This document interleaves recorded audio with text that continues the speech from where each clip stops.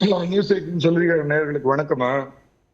பிரபலமான கவிஞர் கண்ணதாசன் பாட்டு தாம்மா எனக்கு ஞாபகம் வருது. அதை பார்த்துதான் வாலியே தற்கொலை பண்ணிக்கு போனவர் திரும்பி வந்தாருங்கிற மாதிரி, மயக்கமா கலக்கமா மனதிலே நடுக்கமாங்கிற மாதிரி.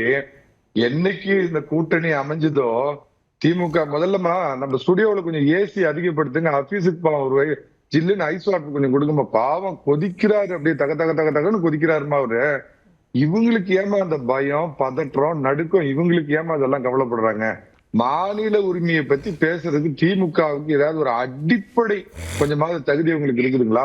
1,50,000 தமிழர்களை கொன்றொழித்த போது இங்க ஒரு நாடகம் நடத்திட்டு, காலையில டிஃபன் சாப்பிட்டு மத்தியானம் லஞ்சுக்குள்ள 1.5 மணி நேரம் உண்ணாவிரதம் இருந்துட்டு, அதுலயும் பாதியிலேயே முடிச்சுட்டு ஒரு அடிமை இன்னொரு அடிமைக்கு எப்படி போய் உதவிட முடியும் அப்படின்னு வசனம் பேசின மாநில உரிமையை மீட்ட உரிமையாளர்கள் தான் இப்ப பேசுறாங்க.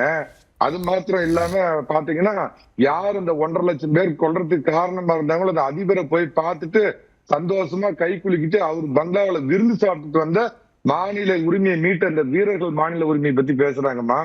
கச்சத்தீவை விட்டு கொடுத்தது இப்ப நாடகம் ஆடுறாங்களே, சட்டசபையில தீர்மானம் போட்டு அன்னைக்கு மத்தியில இவங்க கூட்டாளி இந்திராவை வச்சுக்கிட்டு, இந்திரா அம்மையாரை வச்சுக்கிட்டு கச்சத்தீவை விட்டு கொடுத்துட்டு இவங்க இன்னைக்கு மாநில உரிமை நாடகம் ஆடுறாங்க.